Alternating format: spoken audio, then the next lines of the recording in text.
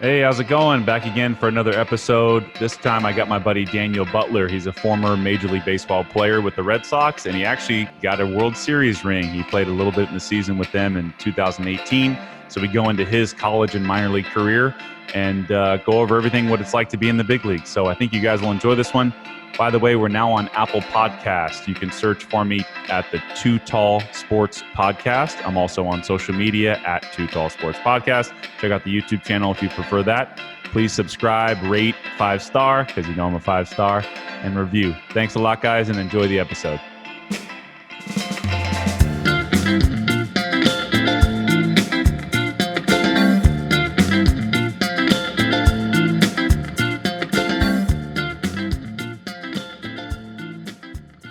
What's up? Welcome back to another edition of the Too Tall Sports Podcast. Thank you for joining me today.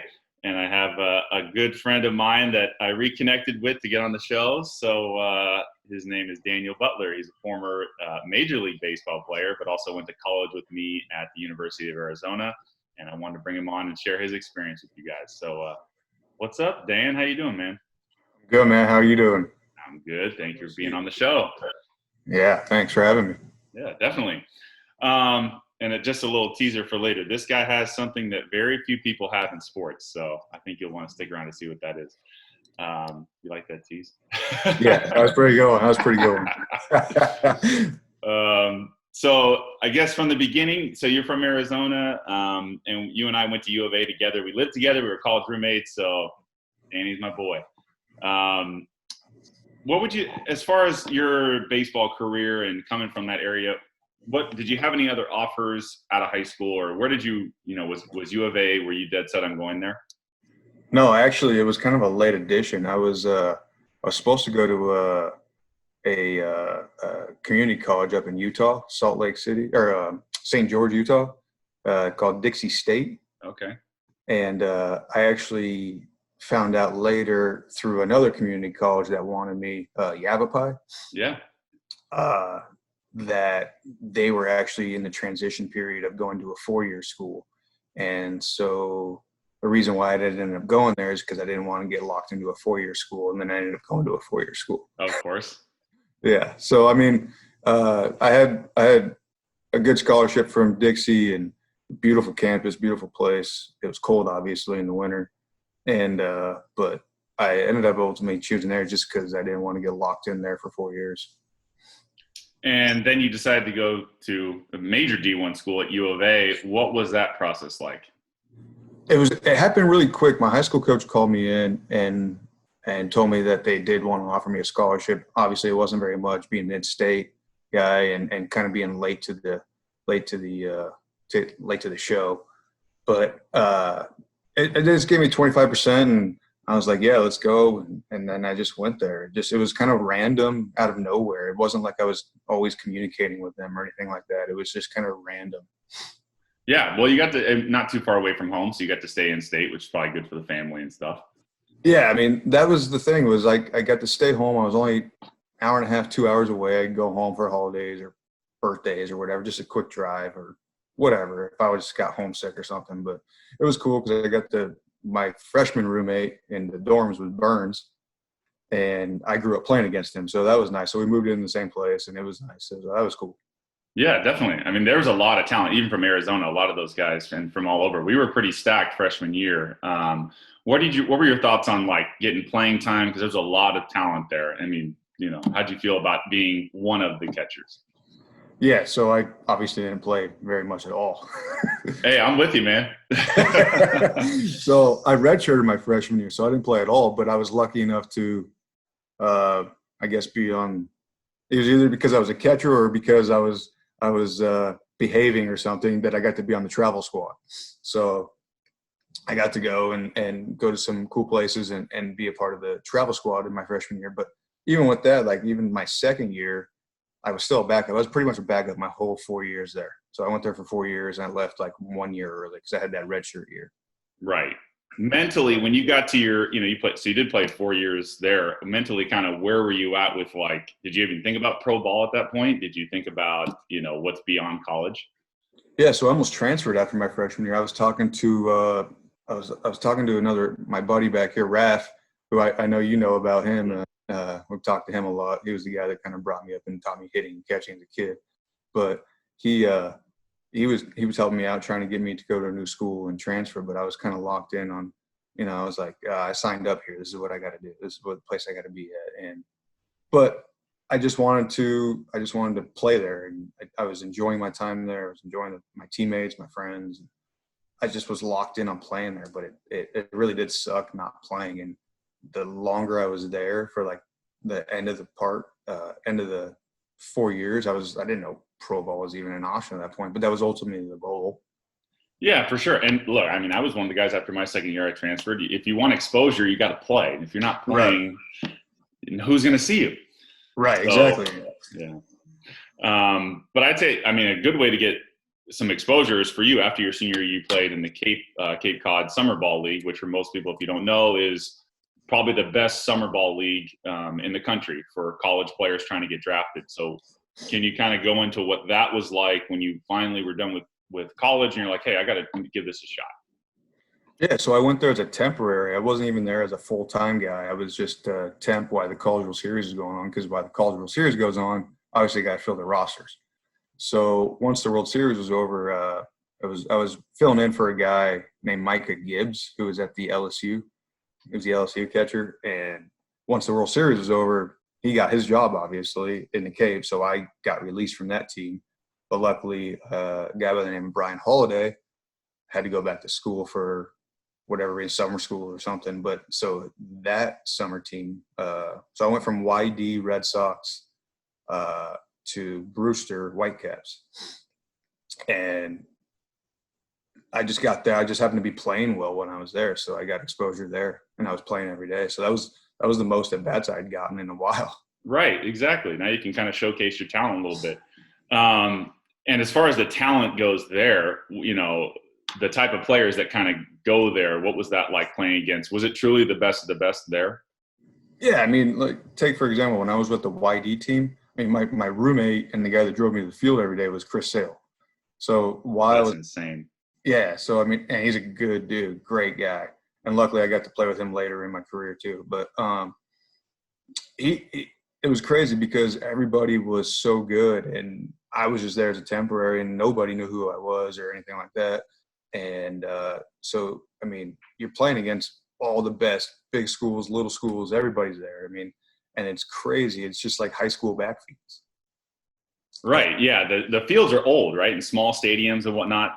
Yeah. So YD's team plays on a high school field with no lights. So once the sun goes down, there might be a time limit. And Wow. then I go to Brewster, and it's in back of an elementary school. So down the hill, and there's a baseball field out there, and they're decent fields. They're high school standard fields, and Yeah. And they get a lot of people. And then you go to like a place like Chatham, who's got a beautiful field, but they got fog. So sometimes you get fogged out. So it's like the movie Summer Catch, right? Yeah. I mean, that movie is pretty much what it looks like. I mean, I think those were the same fields, I think. And I remember Orleans being the coolest place because I think the fence was like 300 to the left. There you go.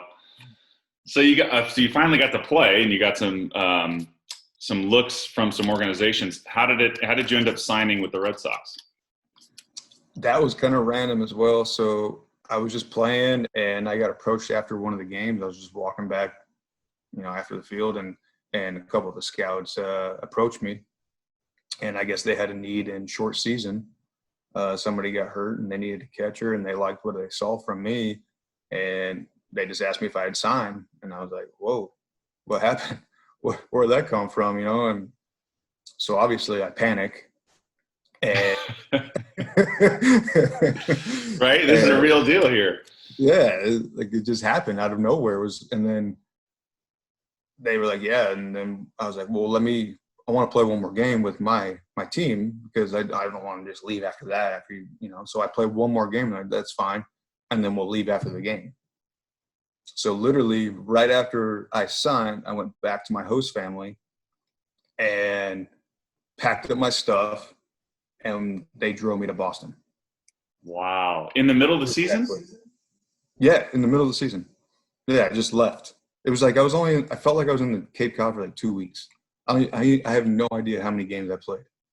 Wow. So you went from basically college that's that spring. You're playing in Cape Cod, and then by the end of the summer or whatever, you're playing in minor league baseball.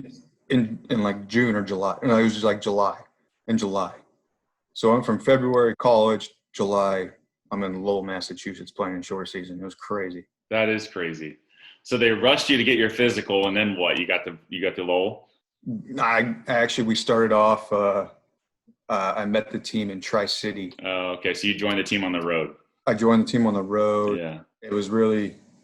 It looked like a little shady place when you walk in because we're at the best. We got one of the best college teams and best like setup, and then you go into pro ball, and like some of the setups aren't the greatest. No, definitely small towns, like small fields. Yeah, small fields. Something like you go to Vermont and you don't even have a locker room. You got to walk across a football field to get to the baseball field. Changing in the bathroom, put your uniform on. Yeah. Yep. But I signed real quick, and I went into the manager's office, and in college you call everybody coach, right? So I'd walk in, the guy that just kind of signed, and I'm all jacked up, and I go, "Hey, coach, I'm ready to play." And he's like, "All right, first of all, don't call me coach." So, and people that don't know that, like, you don't call in pro ball, you call them by their names. Right. The manager, you call it first name. Yeah, first name, nickname, and right. Actually happened to be Gary DiSarcina. Oh, former Angel, I think. Yeah. Former Angel, yeah. Great guy. He's still, I think, gosh, where's he at? He's the first base coach or bench coach. He's with the Mets.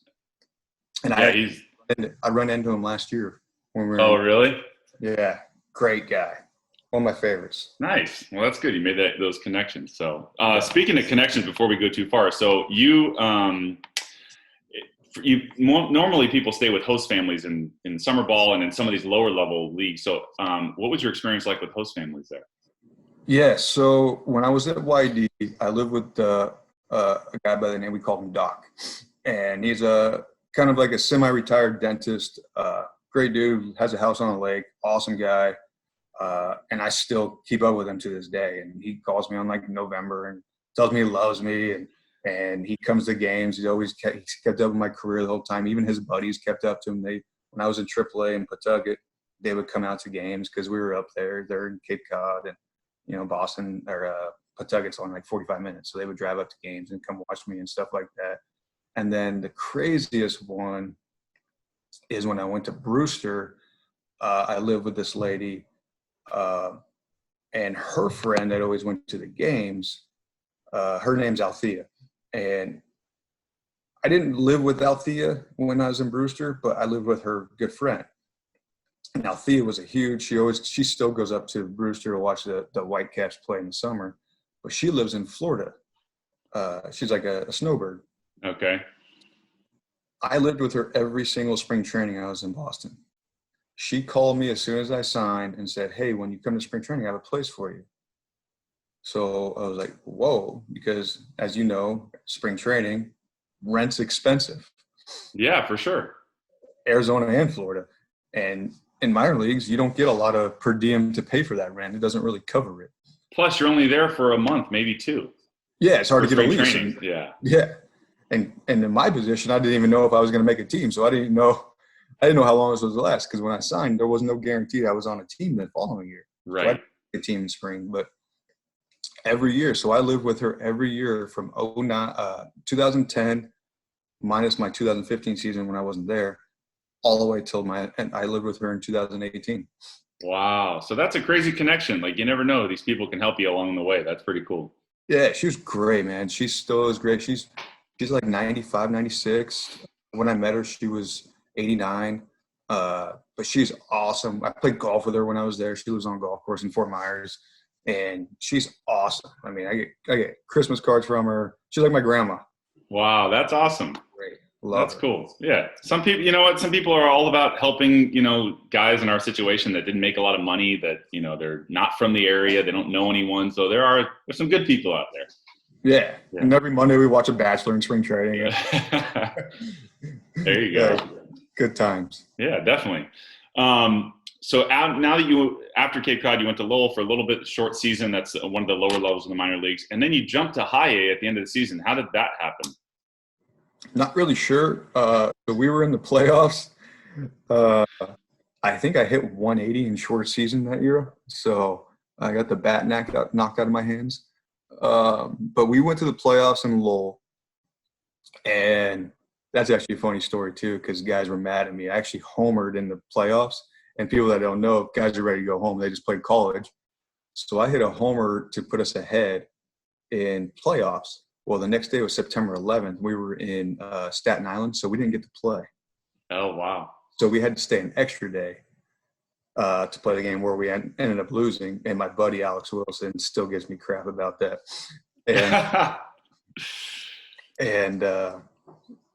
But after that, so I get home after the season's over. I fly home. We had to turn our phones off on the plane still. So I turned my phone on, and I got a voicemail from Mike Hazen, who was the farm director at the time, saying, call me. So I called him.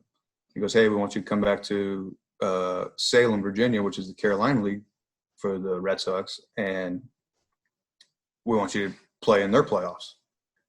And I was like, oh, okay. He's like, yeah, you have a flight tomorrow morning at 6. So I get home, basically eat dinner with my family, and then go back to the airport and go all the way back cross country the next day.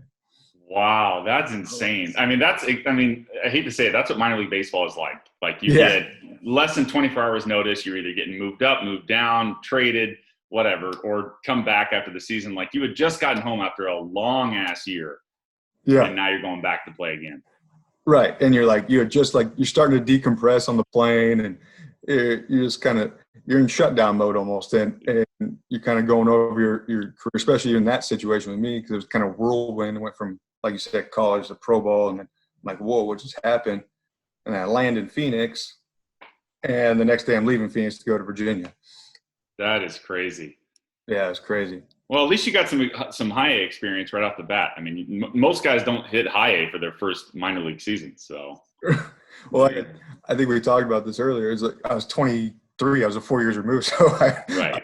Old for short season at that point too. Yeah, for sure. No, I hear you on that. So then you come back, you go to spring training with the Red Sox the following year, and then you start. Where did you start after your first full spring training? So I had to make a team. I wasn't guaranteed a job. I wasn't like a draft pick or anything. Nothing really invested in. And so I had to make a team, and I ended up making the team and becoming the starter in Greenville, which is the Sally League.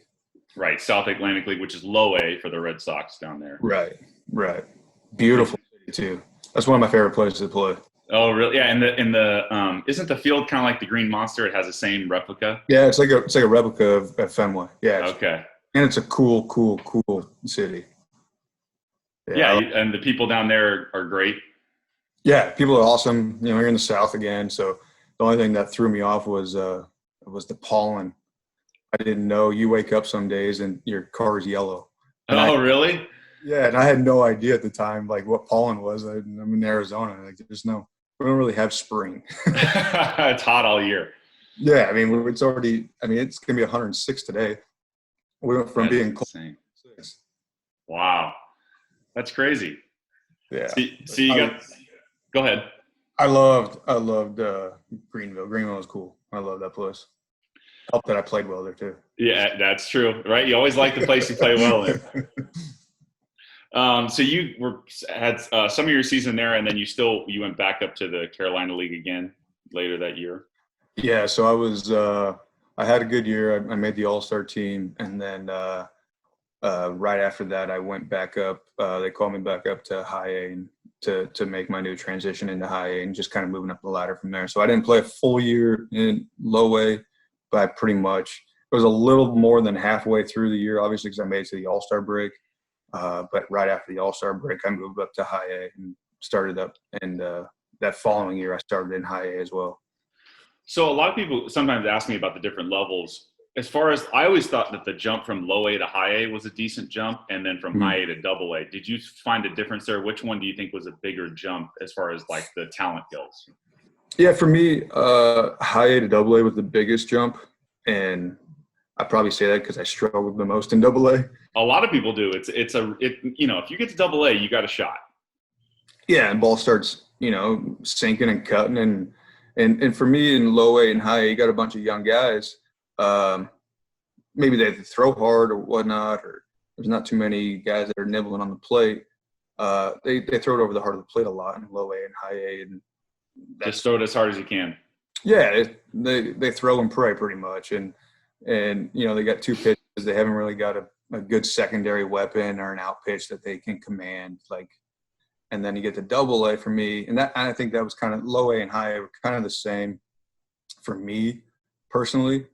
I can see from a pitcher standpoint, hitters are probably better in high A. They get a little bit more approach. They got a routine and whatnot. And as a catcher, as a guy, you have to follow a game plan in high A. You really do. But then as a hitter from high A to double A, that's where guys start knowing what they're doing with their pitches. They have, starters are starting to have three weapons. If they didn't, they're bullpen guys at that point. Yeah. And two pitches out of the bullpen. So seeking, cutting, I didn't know what a cutter was. I didn't know any of that stuff. So, I'm getting blown up, and I struggled in double A. I really did. Yeah, it's definitely a tough transition. When you get to double A, your guys get called up to the big leagues from double A. It can be a spot for a lot of the prospects are there. So, did you find, I know you played double A, you were in Portland, the Sea Dogs, Portland, Maine, right? Yeah. Yeah. What'd you think about playing there? It's a cool place too. They have a big green monster there too. Cool setup, cool field. It was cold, obviously. We had to freeze out. Field got frozen if they couldn't water it some days because the field would freeze overnight or whatever. Oh, wow. Like in April and May, the beginning of the season? Yeah. And you get snowed out and all that stuff. But once you get into the spring and into the summer, it's beautiful weather there. Beautiful weather. It doesn't get really hot, maybe a little humidity, but not terrible. Beautiful place, though. Cool stadium. And you stay at nicer hotels, obviously. You're not staying at the Days Inn anymore where the door's on the outside of the hotel. You need no more Best Westerns and Motel 6? No, Best Westerns were nice then. Yeah, double A, you're actually starting to get some decent places, but you're still on the bus though. Yeah, you're still traveling. I think we got two buses at that point. I think in double A we started getting two buses, which is a huge step up, no more doubling up. Luckily, I was a catcher, and we always had a rule: catchers and starting pitchers of the next day would get their own seat. That's crucial, man. Those are long bus trips, dude. Especially, I'm tall, so it sucks for me. But yeah. You need. Spacing out on those long, overnight bus trips. That's important. Yeah, it's definitely important. You get crammed up, and you have guys that are, those bus seats aren't very big, and then you got a guy sitting next to you within 2 inches of you, and it's hard to sleep because. Especially in Portland, we're up obviously in the top of the United States. And then we got to drive down to, we got 8-hour trip overnight. And you don't sleep on the bus or learn how to sleep on the bus, the next day is a struggle. And you still got to play and you got to bring it, So. Yeah. And then you got neck issues because you slept all funny on the bus. So, it's a struggle. It's a grind in being in the minor leagues. Yeah. And speaking of that, so if you did struggle in double A, what was your mindset like? Did you feel like, I don't know if I can hit at this level, or did you you know what? No, I just needed a year to kind of get that under my belt, get up to speed with how the game is played at this level, and then I think I can compete. Yeah, so it was kind of a mix. It was a panic at first because I hadn't struggled in pro ball yet. Minus the short season thing. So it was a panic a little bit at the beginning of what's going on. I'm sending videos to my buddy Raph. I'm doing everything I can, and what it came down to was it's a long season. You're playing. I was playing over 100 games at that point as a catcher, which is a lot. And so, I'm taking that toll on my legs that I don't realize that I'm doing because I feel fine. I feel great. Never been hurt. None of that stuff. Minus the surgeries in college, but it was just a struggle. mentally that I had never struggled before. And so I get to that point where it's like, you know what, you're be good or be gone, you know, the old saying of Andy Lopez in college. Oh, yeah. Yeah, it's true. A little throw in there. By the real quick, what was your favorite?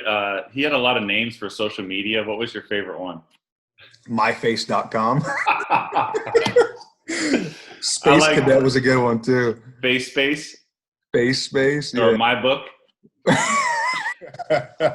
mybook.com.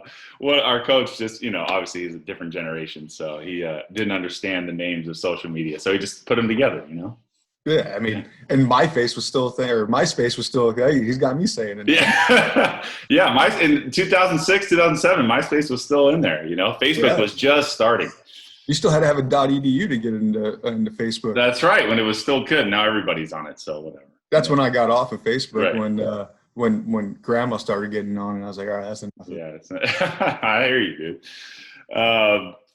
Anyway, okay, so you came back, and then after you had your first year in AA, and then you went to AAA, right, the following year?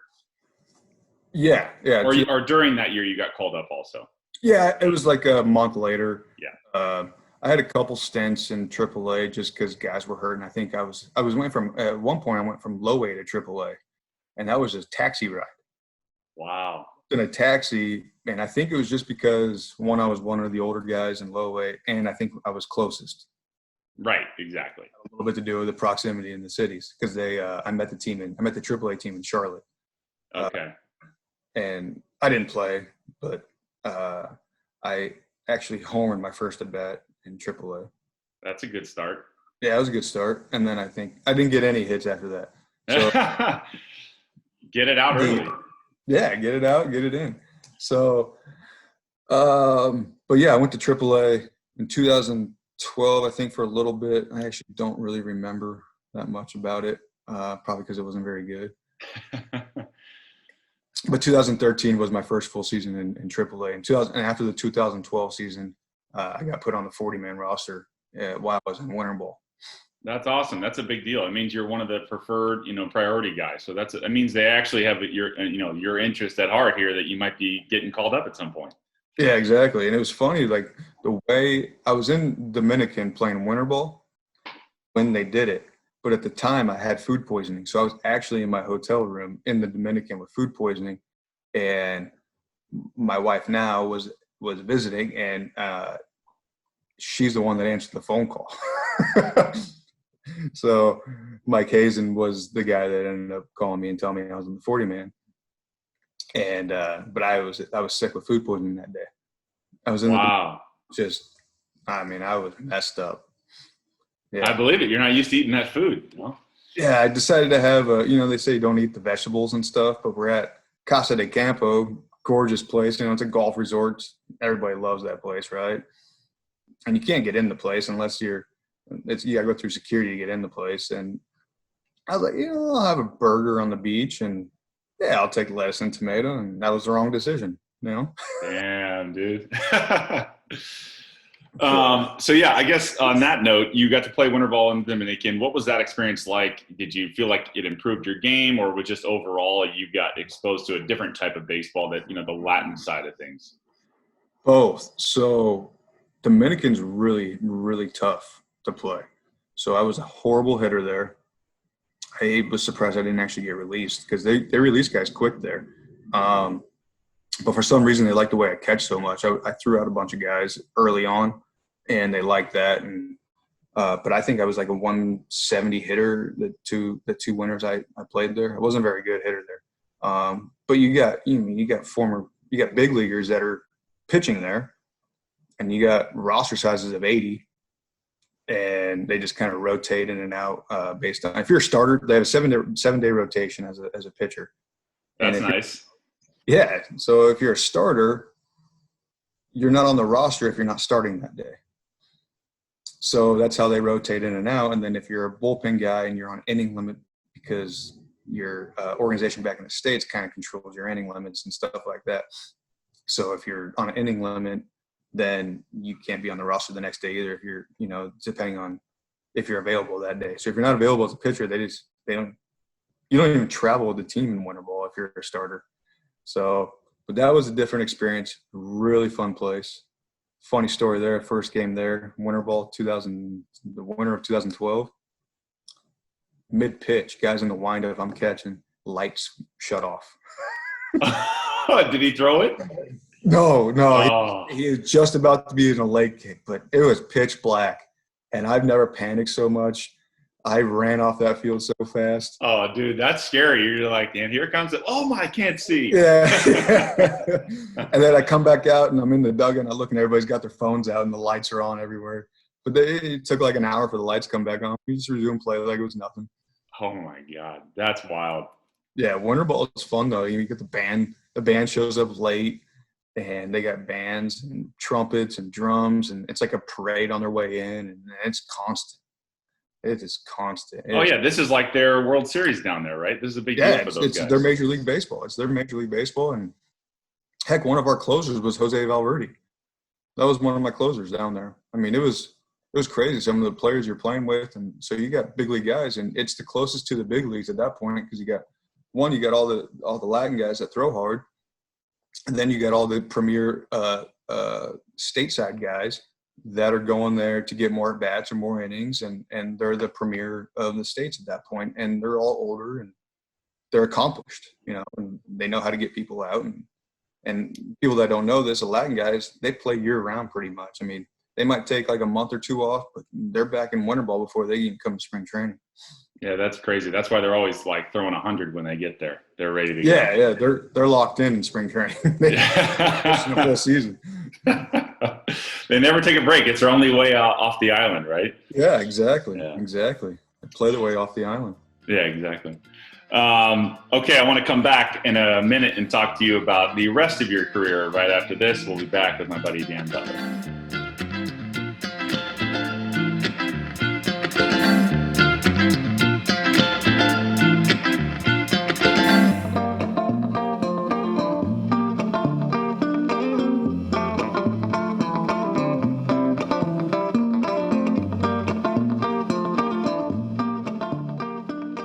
All right, we're back with part two with my buddy Daniel Butler, former Major League player with the Boston Red Sox. And I wanted to get into, back in 2013, you were the team MVP of the Pawtucket Paw Sox, which is AAA. So you had to be feeling pretty good about that. How did you think about, what were your thoughts on that season?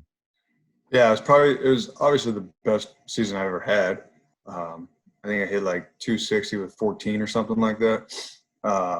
And I just felt like I was just in a really, really good place, obviously, to do that well and whatnot. Yeah, I was just in a good place. I played a lot of games, but it was just a really good year. So I was going kind of through your accolades, and I noticed at multiple levels, you may not have like hit the way you wanted to, but your defense was unbelievable during those years. Did you kind of pride yourself in the way you can kind of control a staff and throw guys out and all that stuff? Yeah, I mean, I was a defense first guy through and through. I was always taught hitting as a catcher was more of a secondary thing and more of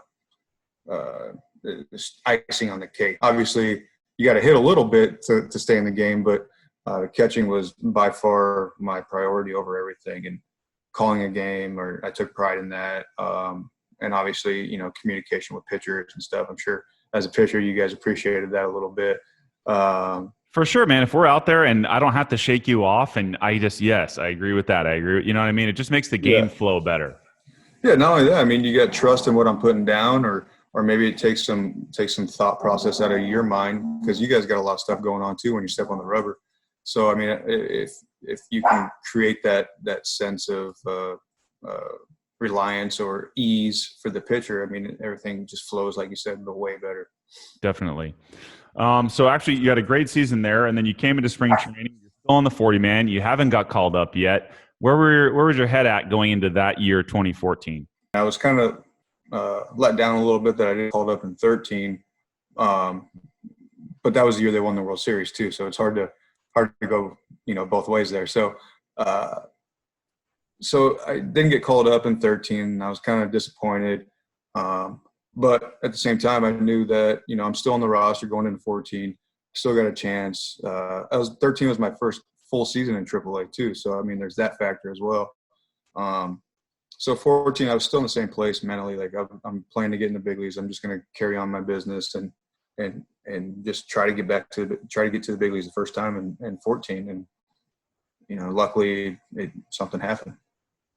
Yeah, exactly. So August 2nd, David Ross, the former catcher, gets hurt, and you get a phone call, right? Yeah, so I was actually playing in that game in 14 when I got called up. So I actually got pulled from the game when David Ross came off the field. And for the Boston, he tore his plantar fascia. So I get pulled off the field, and no one said anything to me. And manager calls me in the office. Manager was Kevin Bowles at the time. And he's like, yeah, I haven't heard anything. Just make sure your phone's on and just, go on about your night. And yeah, sure enough, I don't get anything. And go to sleep. Nothing happens. I wake up the next day and they tell me to go in and pack my stuff up. I'm not called up yet. I'm not active yet. They're still waiting to see what happens with David. And David was still getting evaluated at the time the next morning.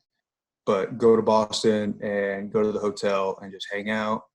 And Hazen's now the assistant GM, I believe, at the time. And he calls me eventually from the hotel and says, all right, come on up.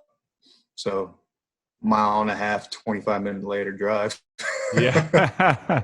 To Being Fenway? Boston. Yeah. Oh, It's hectic getting there. But I drove up into the players' parking lot and went on from there. what was that like when you finally got to Fenway? You finally got the call, and you're there. Like, what was that like? Yeah, it was a crazy feeling. I've been with these guys in spring training for the last few years, but they were getting ready for the game, so everybody was just carrying on about their day too, obviously. And then I have to go in and talk to John Farrell and do that kind of stuff. But we were playing the Yankees at the time too, so which was even more of an experience because the first game we're playing the Yankees. I don't in the game, so it wasn't a big deal. But sitting on the bench and being in that park, you're just in awe of the park, and it's just a crazy feeling. Oh, I bet, man. I mean, getting to play at Fenway and the fans are crazy there. I mean, they're good fans, but it's a wild atmosphere, especially that rivalry too with the Yankees. Yeah, exactly. And it was really cool because Boston does a really good job with the of getting family to your first game and whatnot. And they asked if they wanted my parents to come to this game, they were going to fly them out and do all this stuff, or wait till if you're playing or not. And my dad, for some reason, is a huge Red Sox fan. He has been since he was a kid. And so I was like, nah, bring him up here for the Yankee series. Oh, for sure, man. Yeah, so I wasn't even playing, but he was all excited, to come to Boston, and they black carded him to the stadium, yeah, my mom and dad, and so it was really cool. It was cool to have them to be in the park with me and all that stuff. So it was funny calling my dad when I found out that I was going to Fenway. I mean, it was just a tear fest on the phone. I bet, man. That's the dream. You finally made it, Yeah. My dad, obviously he's all fired up too. And I don't know if he cried or not, but I barely could tell him I was going to the big leagues. Oh, man, what a feeling. That's awesome, man. Well, hey, congratulations on making it. That's great. Thanks. So once that kind of wears off a little bit, you play, but you don't get a hit for your first couple games, right? Oh, God. 14 at-bats. 14 at-bats, Ofer? Yeah, Ofer. Oh, man. Ofer. Started trying to do a leg kick. I tried to change stuff in the big league. You're trying to go yard over the monster. So I was a big first pitch take guy, huge first pitch take guy. And I don't even play for like a week.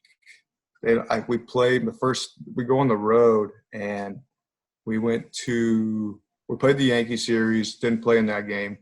Then we go to St. Louis, or did we go to Pittsburgh first? I don't remember. But I don't play in that series. But then we go to the West Coast and we play the Angels. And I find out that that's when I'm going to play, is one of the games against the Angels. So my parents obviously drive over for that game. Then my high school coach comes, my aunts come. So I got some fans in the crowd for me at the Angels Park, and I don't ever swing at the first pitch ever. I'm like less than 10% of the time. I'm like terrible first pitch swing guy. I'm always 0-1. So what do? I swing at a first pitch from Hector Santiago, first pitch backdoor breaking ball. Pop it up foul to first base. My dad was so mad at me.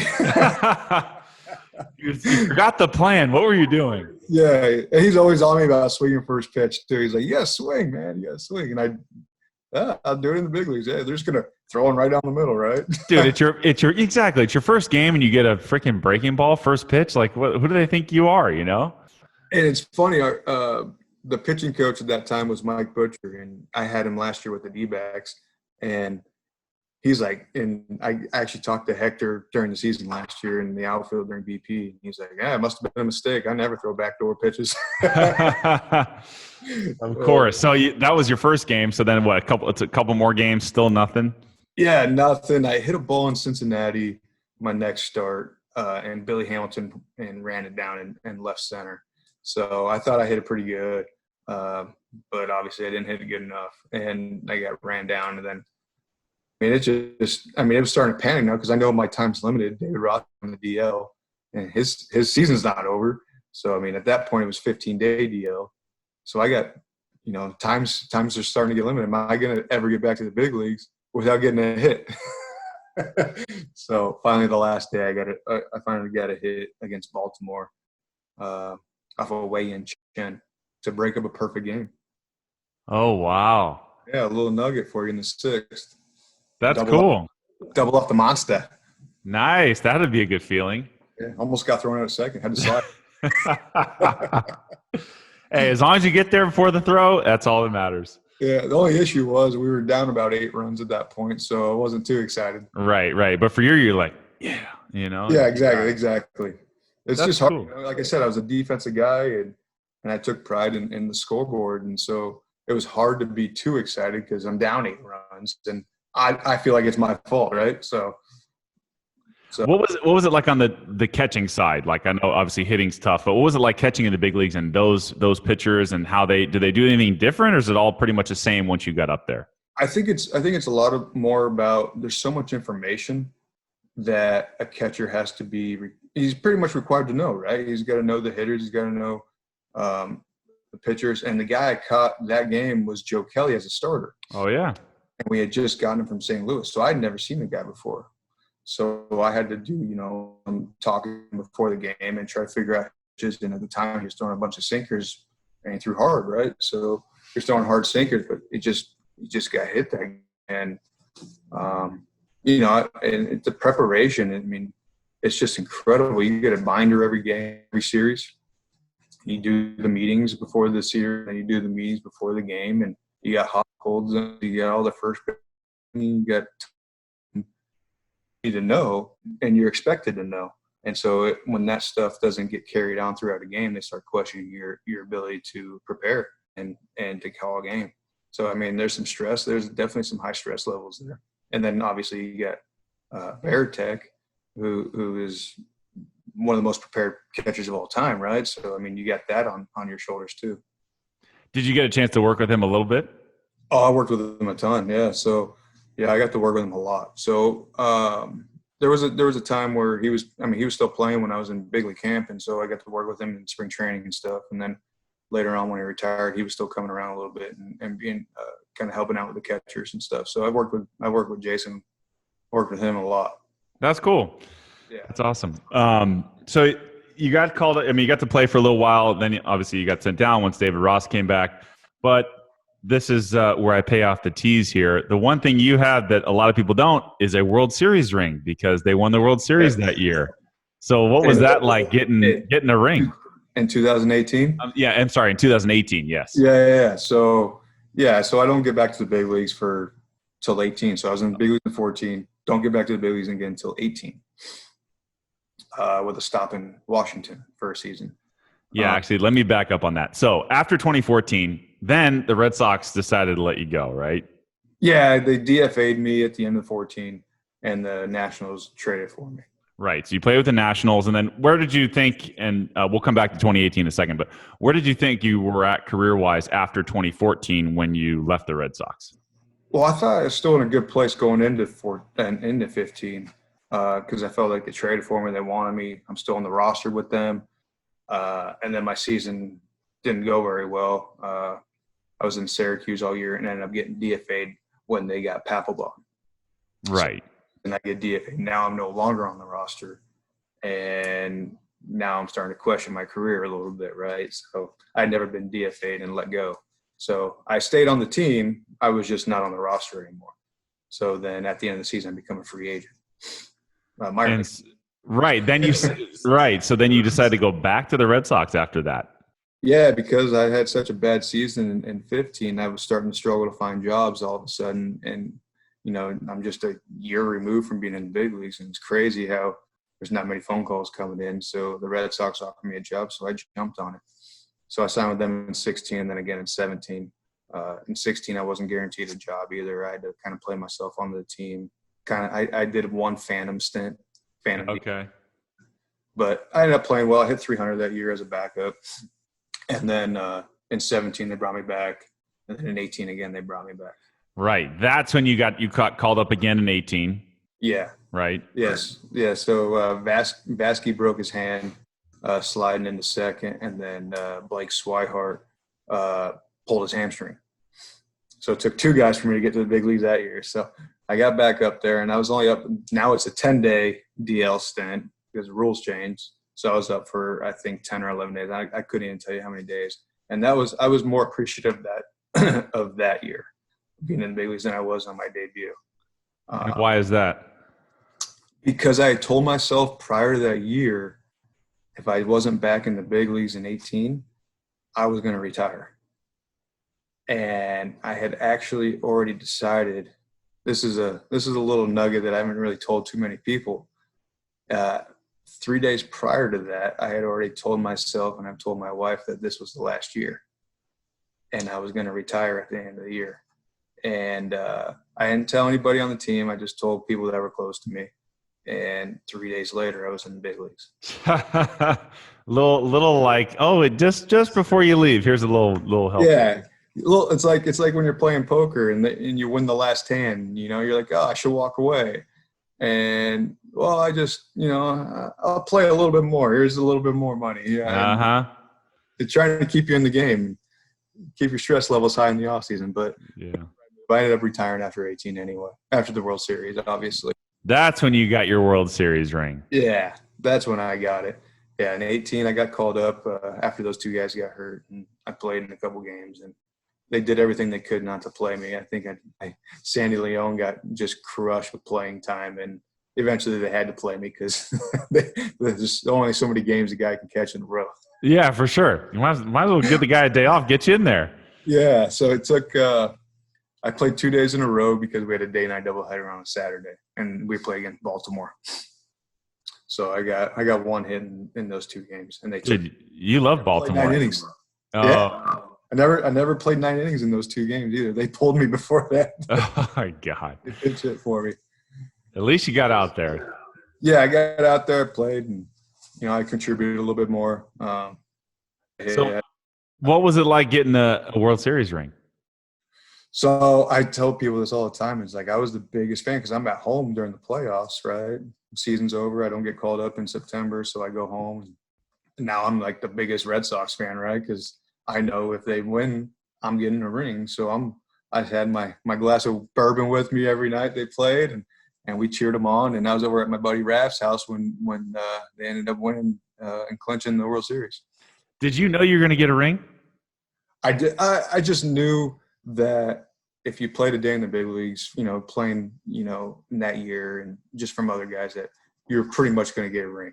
So I knew there was a really good chance. And actually a funny guy, Tony Renda got a World Series ring, and he played in one game with no at-bats, and he pinch ran, which scored a run to win a game in a walk-off fashion. He got a ring out of it. Oh, wow. Just you need one day in the show and you get it. That's it. Yep. Yep. One day in the show that year, and you'll be a part of the World Series club. So you got to retire with a ring on your last year. Yeah, I did. And just a little nugget. I didn't tell you I was going to pull it out, but it's right here. Yeah, I was hoping you would. Yeah. There it is. Dude, that is awesome. It's pretty big too. So. I'm sure you're singing that song. We all love the Red Sox. That's great. So, okay, after everything went well, you retired, but you stayed in baseball though. So you decided to become a bullpen catcher with the Diamondbacks. Yeah. So after that year, I would always stayed in touch with a guy by the name of Amiel, and he's an assistant GM with the Diamondbacks now, and he was one of the original guys that signed me back in Boston. So I'd always stayed in touch with him, trying to get a job obviously in Arizona because I live here. And fun fact, I never had spring training in Arizona, even though I lived here. That's crazy. Yeah, unfortunate. I know. Every year in Florida, East Coast, it's all the times are all messed up. Yeah. Yeah. So I called them, and they kind of worked with me and told me they had a bullpen catcher job opening up, and it's not exactly what I want to do or whatever, but we're going to work with it. We don't want it to be just a standard bullpen catcher. There's going to be more involved. We want you to get into game planning and helping out with that and stuff like that. So yeah, I took that job and I did that for 2019. And then right now I'm still doing it. Getting ready for whenever the season starts. Yeah, a little bit of a hiatus right now, but yeah, still the bullpen catcher for the Diamondbacks as of right now. There you go. I guess last question, now that you're not playing, is there any difference on the other side as more of on the coaching staff side versus playing? Do you approach the game differently? Do you see any differences there? Yeah, it's hard because you're not a player, right? So you don't do the same stuff. You don't hang out in the locker rooms. You don't they're not your buddies. They're your players, right? So you just have to approach them a little different. Obviously, you can still talk to them and all that stuff, and you communicate, but you're communicating in a different fashion. You're communicating as a coach now. So you just have to you prepare differently. You don't hit anymore. You don't do any of that stuff anymore. Obviously, I'm still catching because I have to catch the bullpens and warm up guys, but you're preparing different. You're in meetings all the time, and you're just doing stuff to keep yourself healthy enough to do your job. And, you work out earlier, you show up earlier, you leave later, it's just a different side of the game, and you're just a coach now. So, and sometimes it's a hard transition in that aspect. No, I totally get that. Especially it's different. It's from going from playing every day, you love playing, and then you're just seeing the game from a different perspective. It's got to be a little bit, challenging sometimes. And then the funny thing is the first few games, you hear the phone ring in the bullpen, and you're like, oh, am I going? Oh, I don't play anymore. Yeah. So you get to relax a little bit in that aspect of it, and you're just watching the game and you're evaluating and you're just kind of seeing the game you're letting those guys play, and you're doing whatever you can to help those guys be successful. You're a servant. You're a servant to the players now. So whatever helps those guys be successful for your team, you're going to do it, because that's ultimately the goal, is to win games, and your role is to help us win games. I love it, man. Tell you what, thank you very much for being on with me. I appreciate it. Any last words before we go? No, I got nothing, big guy. All right. Well, I'll definitely catch up with you down the road, and I wish you the best of luck, but we'll talk again soon. Sounds good, man. Thanks for having me. All right. Thank you.